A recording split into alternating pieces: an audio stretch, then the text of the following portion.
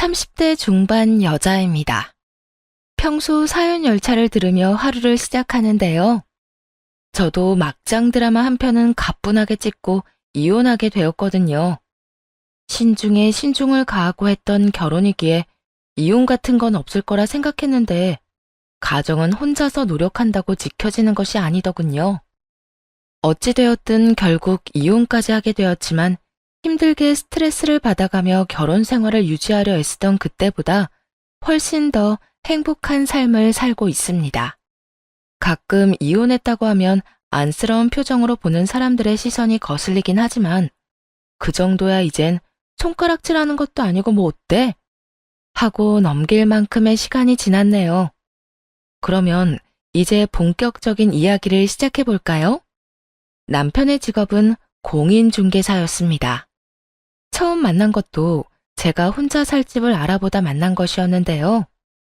처음부터 관심을 보이던 남편이 먼저 이런저런 이유를 대며 연락이 왔고 1년이란 시간 동안 꾸준히 애정 공세를 보이던 남편과 만나게 되었죠. 그렇게 또 3년의 만남 끝에 결혼까지 하게 되었고 결혼 5년 차에 접어들게 되었습니다. 그때까지도 아이가 없는 상황이었어요. 그 전까진 심하지 않았는데 5년 차가 되니 시댁에서 아이를 가지라는 압박이 들어오더라고요. 저도 점점 조바심이 나기 시작했고 결국 남편에게 병원을 권했어요. 여보, 우리 병원이라도 가보는 건 어때? 병원? 무슨 병원? 어디 아파? 아니, 우리 임신 말이야. 5년을 기다렸는데도 자연 임신이 안 되니까 솔직히 나 불안해. 그러니까 당신이랑 나랑 병원에 가서 검사도 받아보고 도움도 받자. 에이, 병원은 무슨 병원이야. 다 때가 되면 생기겠지. 그리고 나 요즘 바쁜 거 몰라? 고객 만나러 다닌다고 정신없는데 예약 시간 맞춰서 병원을 어떻게 가? 난 전화가 오면 바로 달려가야 하는데. 그렇긴 하지만 나 진짜 불안하단 말이야. 그리고 어머님도 슬슬 애 이야기 꺼내시는데 스트레스가 이만저만이 아니야. 차라리 시간 내서 병원 한번 다녀오면 할 말도 있고 좋잖아. 다음에 시간 맞춰서 가자. 요즘은 나 진짜 바빠서 안 돼. 그리고 우리 엄마는 내가 잘 이야기할 테니까 심각하게 생각하지 마. 당신이나 나나 몸 건강한데 기다리다 보면 생기겠지. 그러니까 괜히 걱정하지 말고 마음 편하게 먹어. 스트레스 받으면 더 힘들다고 하잖아. 그렇긴 한데 어쨌든 병원은 한번 가보고 싶으니까 당신 시간 날 때 말해줘. 제 마음도 모르고 바쁘다며 거절하는 남편에게 서운하기도 했지만 제가 보기에도 바쁜 남편이었기에 더 우길 수도 없는 상황이었습니다. 더군다나 시모에게도 잘 말해주겠다고 하니 그러려니 하려고 했던 것도 있었죠. 하지만 남편은 말을 한 것인지 안 한 것인지 시모가 매일같이 찾아와 괴롭히기 시작하더라고요. 웬만하면 싸우는 걸 싫어하던 성격이라 시모가 찾아와 무슨 소리를 하든 좋은 말로 둘러대며 돌려보내곤 했는데 그날따라 시모는 제 신경을 끈질기게 긁어대더군요. 너 이대로 애도 없이 살 작정인 게야?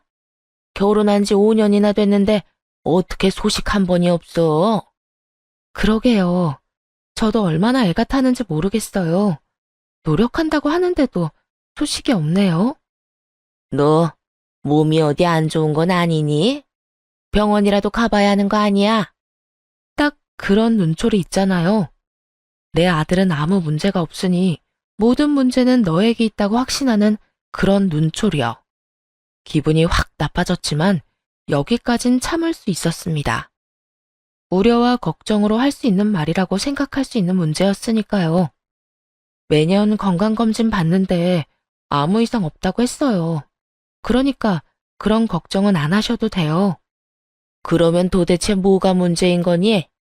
내가 살다 다른 문제도 아니고 손주 문제로 이렇게 속을 썩을 거라곤 생각도 못했다. 혹시 너 나한테 거짓말 하는 거 아니지? 거짓말이요? 무슨 거짓말이요? 몸에 이상이 있는데 없다고 말이다. 그렇지 않고서야 이렇게까지 애가 안 들어설 리가 없지 않니? 아니에요. 그런 걸 왜 속이겠어요? 어차피 들통날 건데. 하여튼 저희도 노력하고 있으니 조금만 더 기다려 주세요. 계속 기다려도 소식이 없으니까 이러는 거 아니니? 아니, 너희 친정엄마는 도대체 뭐 한다니? 이렇게 애가 들어서지 않으면 약이라도 사 먹이든가 병원이라도 데리고 가든가. 딸 자식이 남의 집 대를 끊어놓게 생겼는데 무슨 노력이라도 해야 하는 거 아니니? 무심한 건지 생각이 없는 건지. 나였으면 지금쯤 죄지었단 마음에 밥도 안 넘어갈 것 같구먼. 사돈은 태연해도 너무 태연하구나. 이때부터 시모는 선을 넘기 시작하더군요. 말로만 듣던 친정 타령을 실제로 듣게 되니 그 기분 참 더럽더라고요. 제가 아이를 갖고 싶지 않아서 그러는 것도 아니고 노력을 하고 싶어도 남편이 도와주지 않으니 정작 답답한 사람은 저 아닌가요? 아무것도 모르면서 만만한 게 친정이라고 저렇게 말하니 폭발하고 말았네요. 어머님, 아무리 그래도 그런 말은 하는 게 아니죠. 내가 무슨 말을 얼마나 했다고 이러니? 친정엄마 이야기요. 다른 건 몰라도 친정엄마를 그런 식으로 말하는 건 절대로 못 참아요. 저희가 애를 못 가지는 건데 왜 엄마가 어머님께 그런 말까지 들어야 하는 건가요? 저희 엄마요. 철마다 그이랑 제 몸에 좋다는 건 다 해다 주세요. 어머님께 그런 말까지 들을 만큼 저희한테 무심하지 않다고요. 그러면 그런 거지. 어디서 시어머니한테 눈 동그랗게 뜨고 소리를 질러? 네가 이딴 식으로 하니까 네 친정엄마 이야기가 나오는 거야. 지금도 봐라. 네가 이딴 식으로 행동하면 내가 또 네 친정엄마를 들먹일 수밖에 없지 않겠니? 아니요. 전 그만큼 잘못한 것도 없고 설사 어머님 입장에서 제가 잘못했다고 한들 친정은 들먹이지 마세요. 저도 기분 나쁘다고요. 네가 기분이 나쁘다고 하면 내가 안 해야 하니? 난 싫은데. 난 네 시어머니고 네가 뭐라고 하든 내 할 말은 다 할 테니 그런 줄 알거라. 그래요? 그러면 앞으로 저도 할 말 못할 말 가리지 않고 다 할 테니까 그런 줄 아세요. 너 지금 나한테 선전포고라도 하니? 어머님, 가는 말이 고와야 오는 말이 곱다라는 속담 아시죠? 그 말이 괜히 있는 게 아니에요. 어머님이 제 가슴에 비수를 꽂겠다는데 저라고 언제까지 좋은 말로 받아칠 순 없잖아요. 그러니까 저한테 좋은 말만 듣고 싶으시면 어머님도 좋은 말만 해주세요. 지금 너 하는 꼴만 봐도 네 친정 수준을 알겠구나. 얼마나 평소에 딸 자식 교육을 엉망으로 시켰으면 어른한테 이따위로 굴 수 있는 건지. 굳이 보지 않아도 내 잘 알겠다. 그쯤 되니 사람이 아닌 벽을 보고 대화를 하는 기분이더군요. 아니, 허공에 대고 돌아오는 메아리랑 대화를 해도 그것보단 대화가 잘 통할 것 같은 기분마저 들었죠. 그냥 마음대로 생각하고 이만 나가주세요. 저는 어머님이랑 입씨름하면서 시간 낭비하고 싶지 않네요. 너 지금 날 내쫓기라도 하겠다는 거니? 네, 무슨 말이 통해야 대화라도 해볼 텐데 어머님은 제가 뭐라고 하든 어머님이 하고 싶은 말만 하잖아요. 그런 사람이랑 제가 무슨 말을 더 하겠어요? 더는 할 이야기도 없고 들을 말도 없으니까 이만 가세요. 그렇게 시모를 내쫓다시피 보내버렸고 못 간다고 난동이라도 부릴 줄 알았던 시모는 생각보다 쉽게 돌아가더군요. 그때 그 행동을 이상하게 생각했어야 했는데 말이에요. 시모가 그냥 순순히 돌아간 건 다 꿍꿍이가 있었습니다. 그건 바로 남편에게 몇 배로 부풀려 고자질하는 짓이었죠. 퇴근을 하고 돌아온 남편은 가방을 내려놓기도 전부터 화를 내기 시작하더군요. 당신, 우리 엄마를 내쫓았다는 게 사실이야? 어머님이 그래? 나한테 내쫓겼다고? 그래. 우리 엄마가 울면서 나한테 전화 왔더라. 별말 하지도 않았는데 당신이 갑자기 화내면서 나가라고 했다면서? 내가 장모님한테 그렇게 굴면 당신은 기분 좋겠어? 어떻게 우리 엄마한테 그런 식으로 행동할 수가 있어? 드라마에서나 보던 엄마 말만 믿는 바보가 저희 집에 있다는 사실을 그날 처음 알았습니다. 남편은 마치 우리 엄마 입에서 나오는 말이라면 그게 뭐든 다 사실이다 라는 최면에 걸린 사람처럼 몰아붙이더라고요. 사람 말은 양쪽 말 다 들어봐야 한다는 걸 몰라? 어머님이 오늘 우리 집에 와서 임신 이야기 또 꺼내면서 이번에 우리 친정 이야기까지 하더라. 내가 이렇게 애가 안 생기는데 우리 엄마는 무심한 건지 생각이 없는 건지 왜 아무 행동도 안 하냐고 말이야. 왜 우리 엄마가 이런 말을 들어야 하는데? 이건 그 누구의 잘못이 아니라 그저 우리 문제일 뿐이잖아. 그리고 당신이 저번에 뭐라고 그랬어? 어머님이 그런 이야기 꺼내지 않도록 잘 말한다고 하지 않았어? 도대체 무슨 이야기를 어떻게 했길래 어머님이 또 저러시는 건데? 그게 깜빡하고 아무 말도 못했어. 내가 그럴 줄 알았어. 그런데 있잖아. 당신이 뭐라고 했든 안 했든 어머님이 그런 말까지 하는 건 아니라고 생각해. 난 앞으로도 어머님이 친정까지 들먹이면서 이러시면 오늘처럼 똑같이 가라고 할 거야. 난 몇 번을 생각해도 그런 말까지 들을 만큼 잘못한 거 없다고 생각하니까. 엄마 입장에서 생각해봐. 답답하고 속상하니까 그런 말까지 했겠지. 그냥 어른이 속상해서 하는 말 가지고 그렇게 똑같이 굴어야 속이 편하겠어?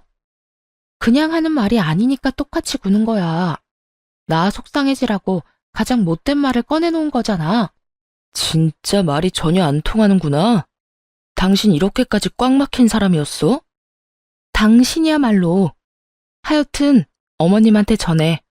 그런 식으로 굴지만 않는다면 나도 얼마든지 어머님이 원하시는 착한 천사 며느리 돼줄 수 있으니 그 입단속이나 잘하시라고. 8년을 살면서 그렇게 큰 소리를 내며 싸운 일은 처음이었어요. 할 말은 다 했지만 왜인지 찝찝하더라고요. 잘못한 건 없는데 잘못한 듯한 그런 기분이었죠. 그런데 바로 그 다음 날 그런 기분을 날려주려는 건지 시모가 왔더라고요. 남편이 뭐라고 전한 것인지 전날 남편이 지어 보이던 그 표정을 똑같이 하고선 말이에요. 너 내 아들한테도 화내면서 뭐라고 그랬다면서? 요즘 아무리 세상이 변했다고 하지만 시집와서 애 하나 못 낳는 것이 어디 남편한테 큰 소리를 쳐? 시모가 한번 입을 열었을 뿐인데 미안한 마음은 눈 녹듯이 사라지고 절대로 이 싸움에서 지면 안 된다는 생각만이 가득 찼어요. 아기는 어디 하늘에서 뚝 떨어지나요? 가지고 싶어도 어머님 아들이 협조를 안 해주는 걸 어떻게 해요? 이제 내 아들 핑계를 대겠다 이거야? 핑계가 아니라 그게 현실이에요. 자연 임신이 힘드니까 병원에 가보자고 해도 한사코 싫다고 난리라고요. 거기에다 날마다 바쁘다고 새벽에서나 집에 들어오는데 무슨 수로 애를 만드나요? 그렇게 손주가 가지고 싶으시면 저 말고 어머님 아들한테 말하라고요. 그걸 왜 내 아들 탓을 하니? 그게 다 네가 집에서 제대로 남편 보필을 못하니까 남자가 밖으로 놔두는 건 모르니? 하다 남편이 늦는 것도 제 탓이 되는 걸 보며 저는 무슨 말을 해도 제가 죄인이 될 것 같더라고요. 그래서 그 자리에서 바로 남편에게 전화를 걸었네요. 당신이 대답해봐. 우리 애 안 들어서는 게 다 나 때문이야? 갑자기 전화해서 그게 무슨 말이야. 알아들을 수 있게 말을 해봐. 지금 집에 어머님 또 오셨는데 당신이 매일 바빠서 새벽에 들어오는 것도 내가 당신을 보필 못해서 당신이 밖으로 놔두는 거라고 하시잖아. 그러니까 당신이 대답해봐. 당신 일 바빠서 새벽에 들어오는 것도 내 탓, 우리가 임신이 안 되는 것도 다 내 탓이냐고. 그렇게 언성은 점점 더 높아지고 있었고 남편의 대답만을 기다리던 그 순간이었어요. 오빠, 빨간불. 얼른 차 세워. 오. 웬 여자 목소리가 들리더니 외마디 대답과 함께 끊겨버린 전화. 이건 또 무슨 상황인가 싶더군요. 남편에겐 여동생이 없었고 사무실에도 또한 여자 직원은 없었어요. 남편에게 오빠라고 할 만한 여자는 제가 알기론 없다는 뜻이었죠. 그런데 오빠라니 머릿속으로 5만 가지 생각이 다 오가더라고요. 충분히 머리가 복잡한데 시모까지 옆에서 한몫하기 시작했죠. 내 아들이 뭐라고 그러니? 다 네 잘못이라고 하지? 네 표정을 보아하니 굳이 대답 같은 건 듣지 않아도 알겠다마는 그러게 무슨 좋은 소리 듣겠다고 전화까지 해서는 제가 지금 정신이 하나도 없어서 그러는데 일단 좀 가세요. 뭐? 너 지금 날 또 내쫓겠단 말이니? 지금은 그냥 권하는 거지만 제가 좋은 말로 권할 때 안 가면 아마 내쫓기지 않겠어요? 그러니까 예의 차려서 가달라고 할 때 어머님 두 발로 나가주세요. 이게 보자 하니까 시어머니 보기를 뭐로 보는 거야? 내가 네가 오라고 하면 오고 가라고 하면 가는 사람인 줄 알아? 네가 이러니까 네 친정 부모님들이 욕먹는 거야. 알아? 제가 잘하나 안 하나 저희 부모님 욕할 거 다 아니까 그냥 좀 가세요.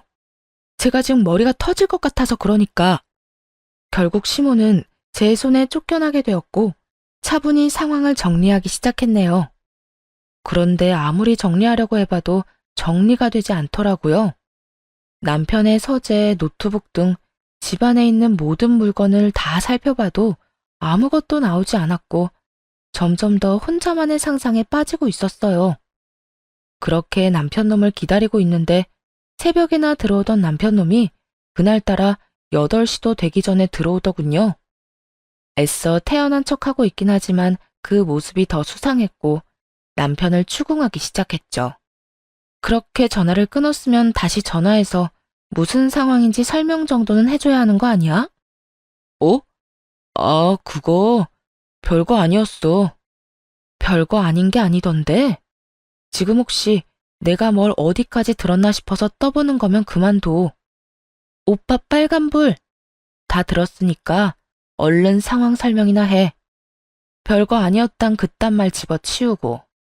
당신 지금 오해하고 있는가 본데 나보고 오빠라고 하던 게 아니었어. 당신이 전화했을 때 고객이랑 같이 있었어. 신혼부부였는데 그 예비신랑이 자기 차 타고 다니고 싶다고 하길래 고객 차 타고 가다가 빨간불이라 예비신부가 놀라서 자기 신랑한테 소리 질렀던 거야. 갑자기 빨간불이라고 소리 지르니까 나도 놀라서 전화 끊고 상황을 봤던 거고. 당신이 생각하는 그런 거 아니니까 걱정하지도 마. 아, 그래? 정말 그게 다야? 그럼. 또 혼자 오해하고 머릿속으로 드라마 한 편 찍은 눈치인데 절대 그런 거 아니니까 나 믿어. 전화통화 속에서 남편을 제외한 남자의 목소리는 들리지도 않았지만 그렇다고 하니 믿을 수밖에 없었죠. 의심스럽긴 하지만 이렇다 할 증거가 없었으니까요.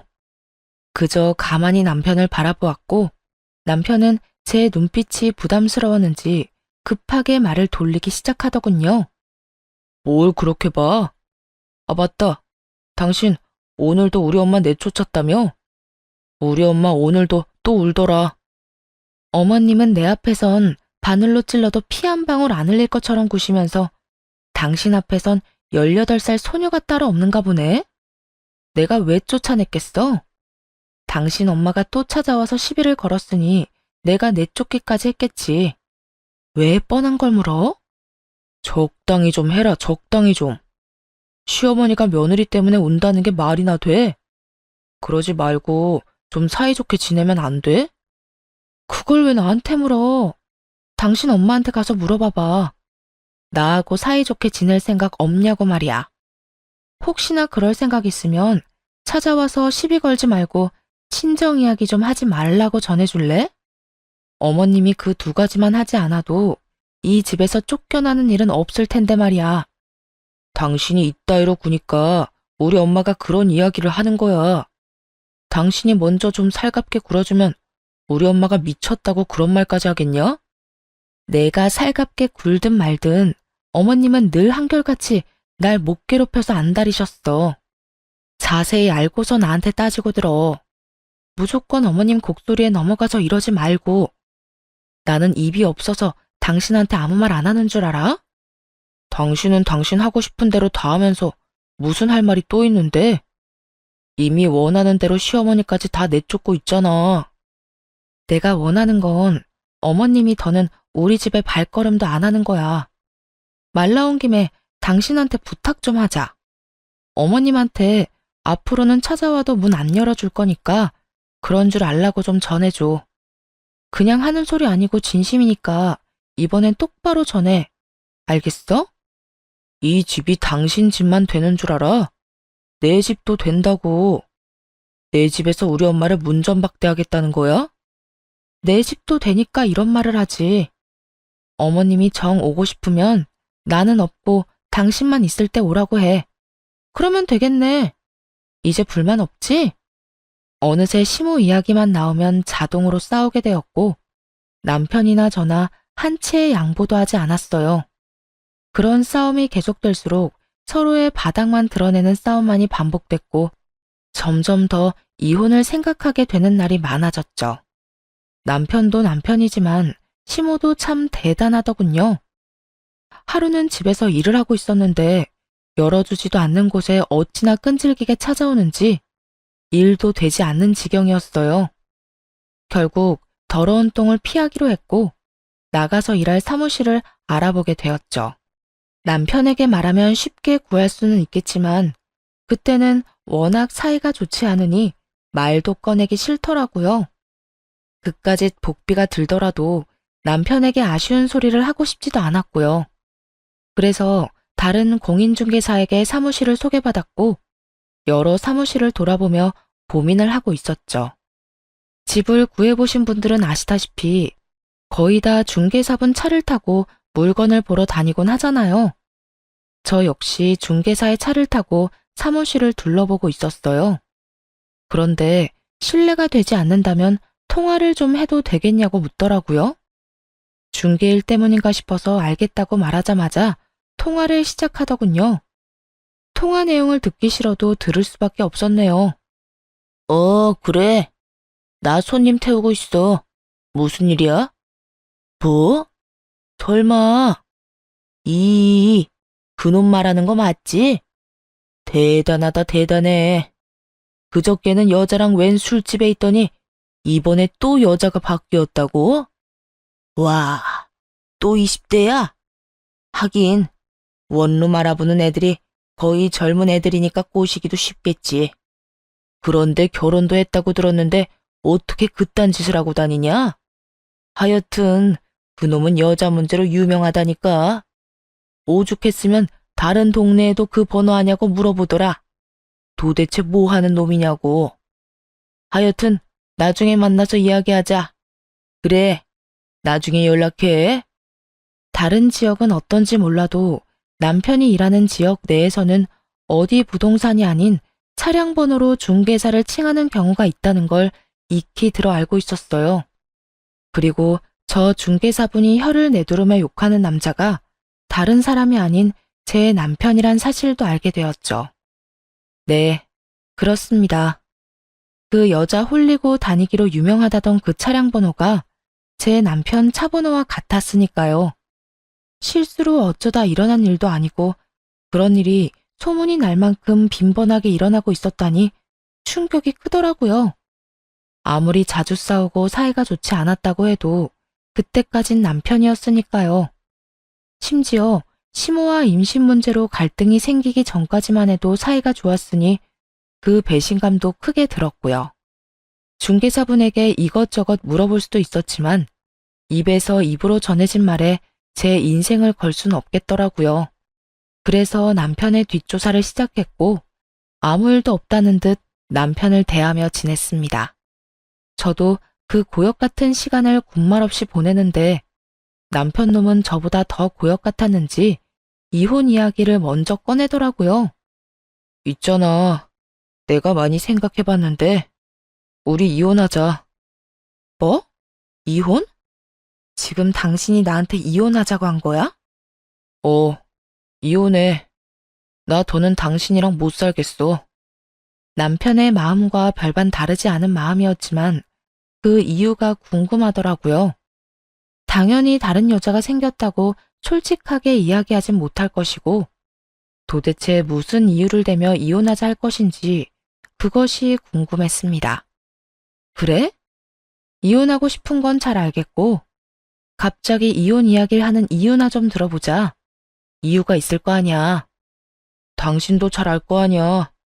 요즘 우리 사이도 안 좋았잖아. 날마다 눈만 마주치면 싸우고, 서로 화해할 마음도 없는데 이렇게 살아서 뭐해? 차라리 이혼하고 각자 사는 게 맞지. 눈만 마주치면 싸우는 이유가 뭔지 뻔히 알면서 당신이 해결할 생각을 안 하니까 우리가 그렇게 싸웠단 걸 아직도 몰라? 이유? 뭐? 우리 엄마 이야기하는 거야 또? 당신도 지겹지? 나도 지겨워. 당신 엄마가 선 넘을 때마다 당신이 당신 엄마 편만 들면서 나한테 뭐라고 하지만 않았어도 우리가 그렇게까지 싸우는 일은 없었어. 기억 안 나? 어머님이 우리 사이에 끼어들고 난 뒤부터 우리 싸우기 시작한 거. 당신이 이러니까 내가 이혼하자고 하는 거야. 당신이 우리 엄마를 무시하는 것도 모자라 반성하는 기미도 보이지 않으니까. 어떤 남자가 자기 엄마한테 함부로 구는 여자랑 살고 싶겠어? 아, 그래서 이제 와서 이혼하자고 하는 거야?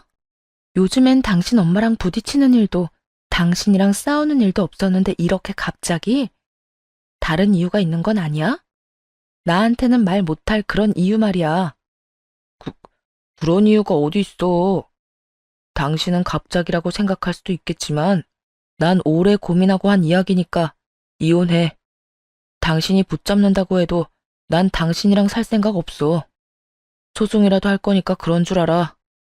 당신이 큰 착각을 하는가 본데 난 잘못한 게 하나도 없어서 당신이 소송 건다고 해도 이혼은 할 수가 없어. 당신이 잘못한 게 왜 없어? 시어머니를 무시했는데. 내가 아무 이유 없이 무시했다면 이혼 사유가 되겠지. 그런데 법원 가서 우리가 있었던 일 말하면 할 만한 일을 했다고 다들 말할 거야. 그래서 나랑 이혼 못 해주겠다는 이 뜻이야? 구질구질하게 매달리기라도 하게? 그럴 리가 있겠어? 그냥 현실을 말해준 것뿐이야. 나도 당신이랑 이혼할 거야. 마음 떠난 사람 붙잡고 있어봤자 뭐해. 그래, 하자 이혼. 정성껏 준비했을 이혼 사유도 잘 들었고 100% 외도 증거가 있을 거라 확신했기에 저 역시 이혼은 하자고 했네요. 남편은 제가 좀 더 격하게 난리라도 피울 것이라 생각했는지 순순히 이혼하자고 하자 놀란 눈치더라고요. 남편이 멍하니 있는 사이 남편의 짐을 싸 건네주며 이렇게 말했어요. 자, 짐. 이 집에서 나가 당장. 내가 왜 나가야 하는데? 나가라면 당신이 나가.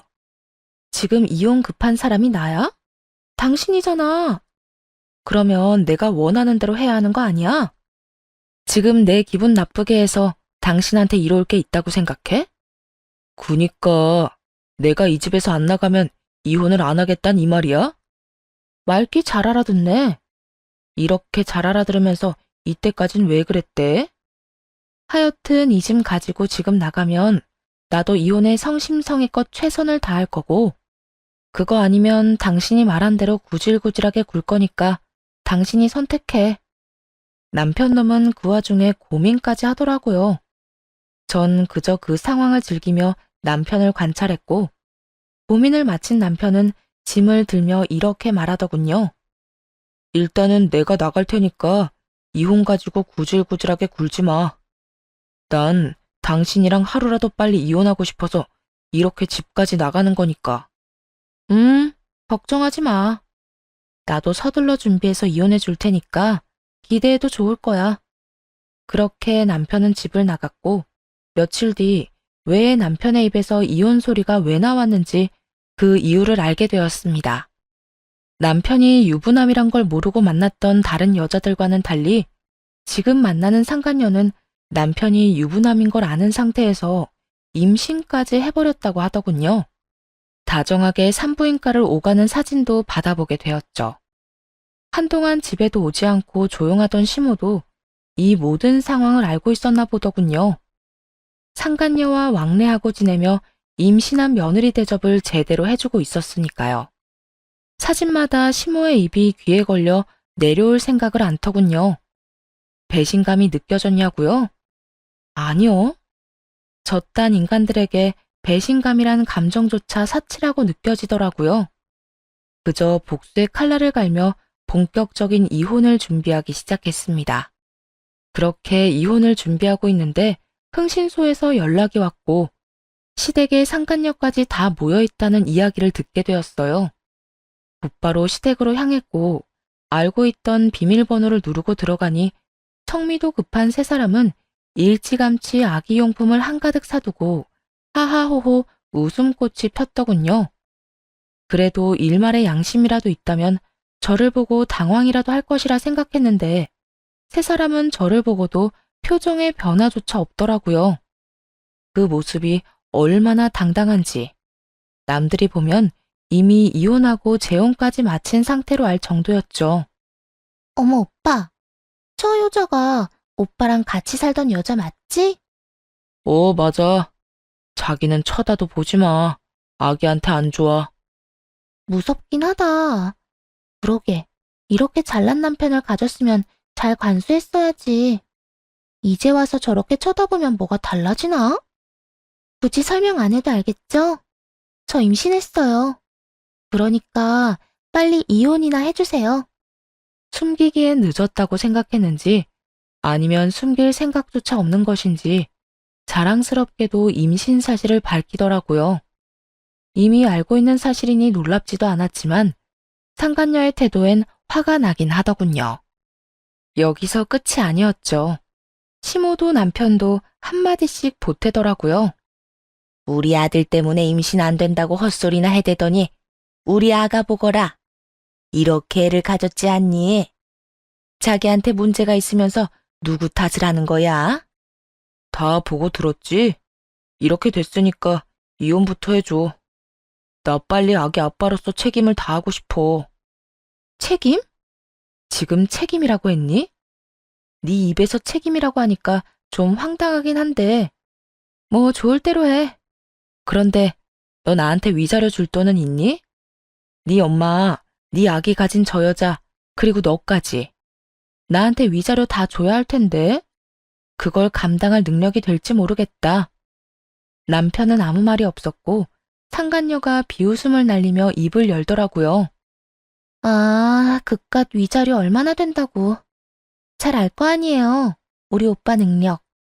자기 능력 좋겠다. 집안 빵빵하겠다. 그깟 위자료쯤 얼마든지 줄 수 있으니까 남 걱정하지 말고 그쪽 걱정이나 하세요. 상간녀의 말을 듣고 있는데 하마터면 소리내서 웃을 뻔했습니다. 이 얼마나 웃긴 착각인가요?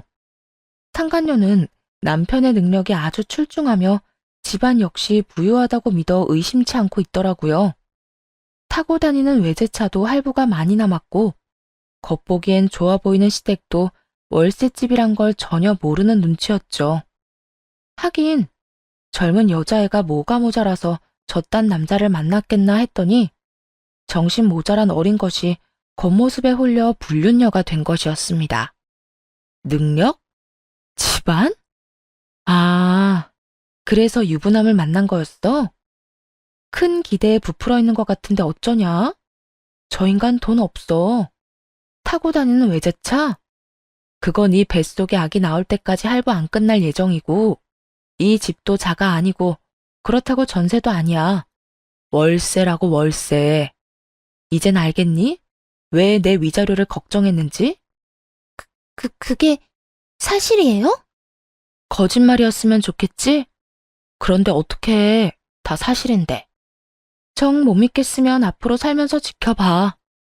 꼬박꼬박 네 아기 아빠 통장에서 이 집 월세 나갈 거고 차 할부값 나갈 거고 어떤 달엔 네 예비 시어머니 사치 비용도 나갈 거야.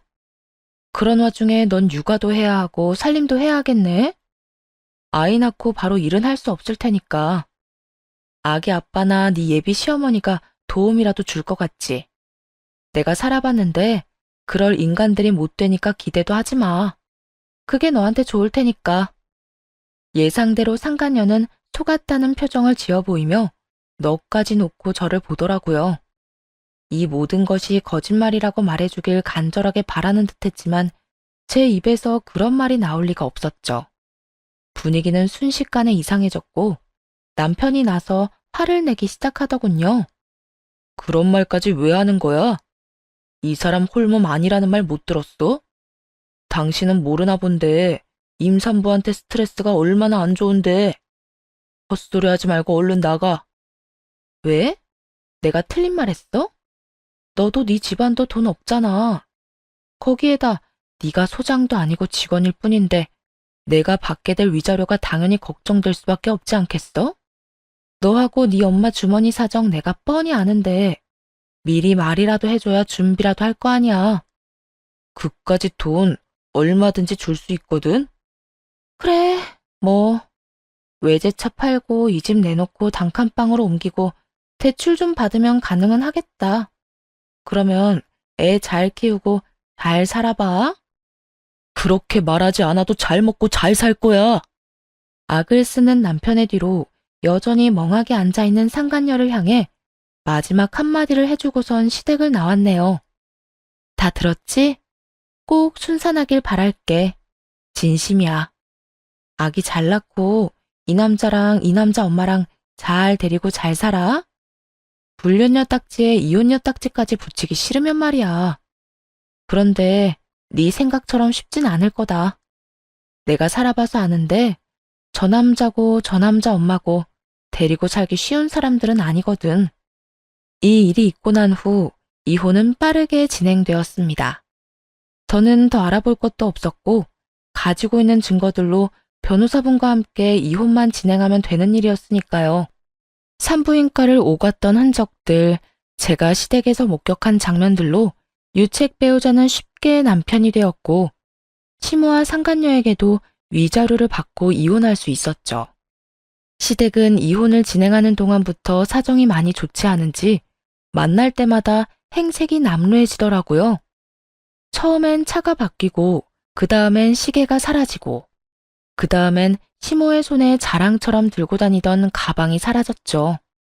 이혼 확정까진 긴 시간이 걸렸지만 그 인간들이 망가져가는 모습을 지켜보는 재미가 있어 지겨운 시간만은 아니었습니다. 그것만 해도 이미 충분히 통쾌했는데 더 통쾌한 소식이 들려오더군요. 그건 바로 전 남편의 외도 소식이었는데요. 이 소식을 다름 아닌 상간녀를 통해 듣게 되었죠. 번호는 어떻게 알았는지 연락이 왔더라고요. 여쭤볼 게 있어서 전화했어요. 이제 와서 나한테 물어볼 게 뭐가 있는데? 그게 그때 선임하셨던 변호사분 연락처 좀 알려주세요. 왜? 이혼이라도 하게? 그 인간이 또 바람을 피우고 있었어요. 그것도 한두 명이 아니더라고요. 제 버릇 납 못 준다더니 저한테 한 그 방법 그대로 다른 여자 꼬셔서 만나고 있었어요. 진짜 그 정도면 병 아닌가요?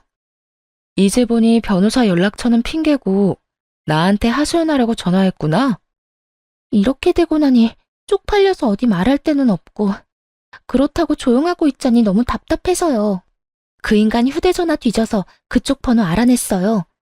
그쪽은 내 마음 이해할 거 아니에요.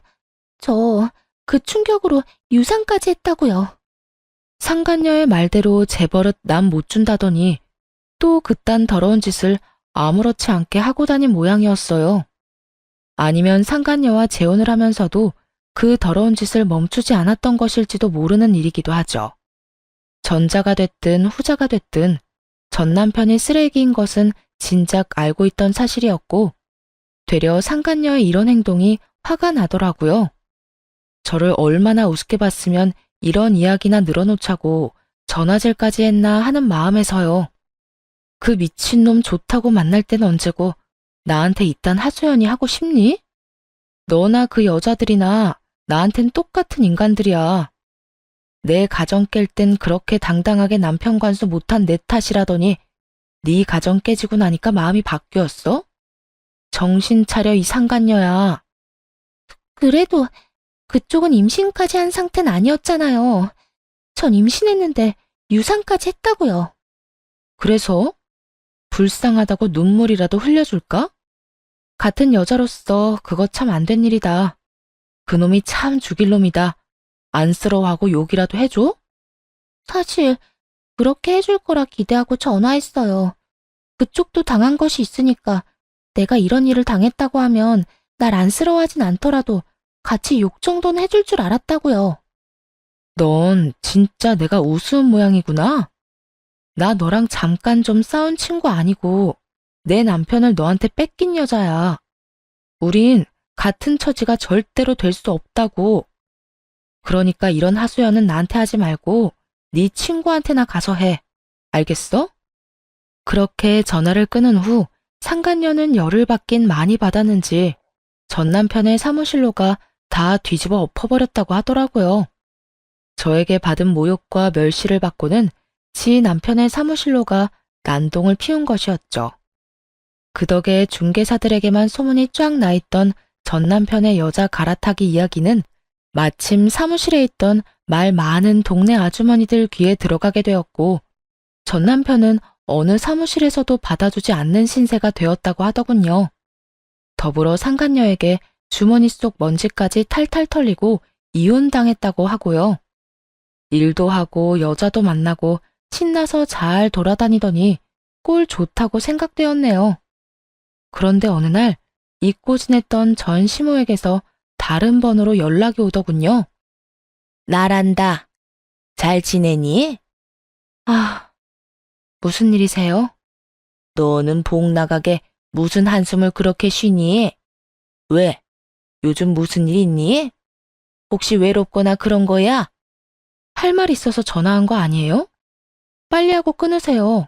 목소리도 듣고 싶지 않으니까. 그게 우리 아들 소식 들었는지 모르겠지만 우리 아들 또 이혼했어.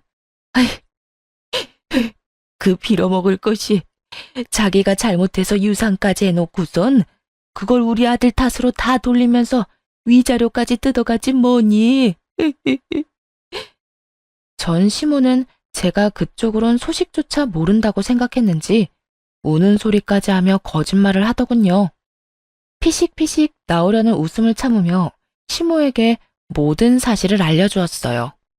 그쪽 며느리였던 사람이 나한테 전화해서 어떻게 된 상황인지 다 알려줬으니까 그딴 거짓말 좀 그만하고 준비한 말이나 하세요.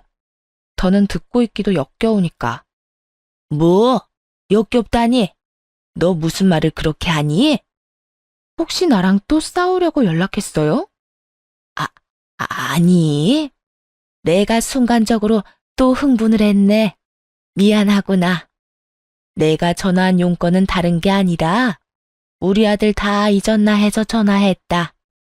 너희가 그래도 10년 가까이 서로 정답게 만나고 살아왔는데 너도 사람이라면 미련이 남아있진 않을까 해서 말이다. 뻔뻔한 것은 알고 있었지만 이 정도일 거라곤 생각도 못했습니다. 감히 저에게 그 세월을 언급하며 미련이란 단어를 꺼낼 거라곤 생각도 못했으니까요. 차라리 제발 내 아들과 살아달라고 매달렸다면 그렇게까지 화가 나진 않았을 텐데 말이에요. 이렇게 뻔뻔하게 나오니 이혼할 때보다 더 화가 나더라고요. 아줌마, 정신 차려요. 감히 나한테 내 젊은 날의 세월을 들먹이면서 미련이란 말을 하고 싶어요? 그리고 사람이라면이라고 했어요? 아줌마야말로 사람이라면 나한테 이런 전화하면 안 되죠. 어디 위자료 뜯길 대로 다 뜯겨서 거지 다 된 아들을 들이밀 생각을 해요? 뻔뻔해도 정도가 있지. 그 뻔뻔함이면 어디 가서 구걸을 해도 먹고 살 테니 나한테 이러지 말고 다리 위에 가서 구걸이나 하면서 사세요. 뭐야? 너 지금 구걸이라고 했니? 우리 상황이 아무리 힘들어졌다고 해도 네가 감히 나한테 어떻게 그딴 말을 해? 나니까 이런 말까지 하는 거예요. 당한 게 워낙 많으니까 이런 말까지 하는 거라고요. 그러니까 더 험한 소리 듣기 싫으면 이딴 전화 하지도 마세요. 본인 전화 차단했으면 그 뜻을 알아차려야지. 스토커도 아니고 번호까지 바꿔서 전화하는 건 또 뭐야? 한 번만 더 전화해서 헛소리하면 경찰에 신고해서 무슨 수를 써서라도 콩밥 먹게 해버릴 테니까 그런 줄 알아요. 화가 나니 못할 말이 없었고 정신을 차리고 보니 전화는 이미 끊었더라고요. 그렇다고 해서 제가 한 말들을 후회한다는 뜻은 아닙니다. 충분히 저런 말을 들을 만한 짓을 했다고 생각하니까요. 어쨌든 그 후론 연락이 오지 않았고 이젠 완전히 그 사람들과 연을 끊어내게 되었습니다. 이혼을 하고 난 후 처음 1년은 문득문득 올라오는 화에 힘든 시기를 보냈어요. 때론 화가, 때론 눈물이 흘러 저조차도 제 감정을 컨트롤할 수 없는 그런 상태였죠. 그 힘든 시기 동안 시간에 모든 것을 맡기고 힘들면 힘든 대로, 슬프면 슬픈 대로 시간을 보냈던 것 같아요. 그리고 2년 차가 되니 조금씩 익숙해지고 무뎌지더라고요. 이혼이란 게 그런 것 같아요. 아무리 정이 다 떨어지고 다신 꼴도 보기 싫을 만큼 미운 사람과 헤어지는 일이라도 저에게 큰 상처가 남는 것은 어쩔 수 없다는 것이요. 시간이 해결해 준다는 말이 있듯 제 상처도 시간이 어느 정도 해결해 주었고 나머진 제 곁에 있는 소중한 사람들이 도와주셨습니다.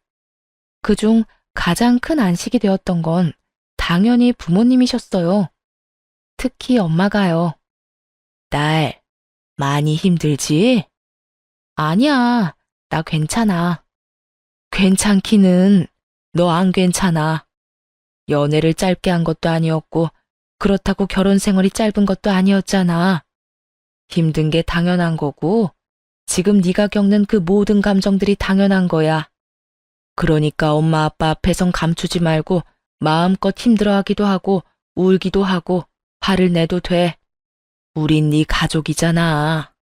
우리 앞에서 다 해야지 누구 앞에서 그런 모습을 보이겠어? 난 엄마 아빠 속상할까 봐 그러지. 엄마 아빠는 우리 딸이 감추고 혼자 힘들어하는 게 더 속상해.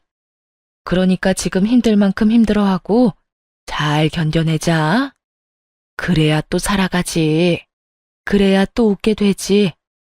이 말이 어찌나 위로가 되는지 엄마와 대화를 나눈 뒤론 마음이 한결 편안해지더군요. 이처럼 다시 잘 일어난 저는 새로운 출발을 앞두고 있습니다. 기대하시는 결혼 같은 건 아닌데요. 앞두고 있는 새 출발은 바로 외국에 나가게 된 일이에요. 좋은 기회가 생겼고 이번에 외국에 나가 생활하며 일까지 하게 되었답니다. 물론 부모님과 떨어져야 한다는 사실이 슬프긴 하지만 영영 떨어질 것도 아니고 우선은 3년 계약이라 일단 부딪혀 보려고요. 사연을 쓰게 된 것도 바로 이 때문이에요. 사실 자랑이 조금 하고 싶기도 했고 이혼이란 아픔을 훌훌 털어버리고 싶기도 했거든요. 이혼을 등에 업고 비행기까지 타기엔 그 기회가 너무 아깝잖아요? 이렇듯 이제 새로운 출발을 해보려고 합니다. 아마 사연이 소개될 때쯤엔 외국에 나가 있겠죠? 낯선 환경에 많이 외롭기도 하겠지만 사연 열차를 들으며 그 외로움을 이겨내 보려고 합니다. 응원해 주실 거죠? 사연도 이제 끝이 났네요. 긴 이야기였을 텐데 끝까지 함께 해주셔서 감사합니다. 추운 날씨 감기 조심하시고 다들 행복하세요.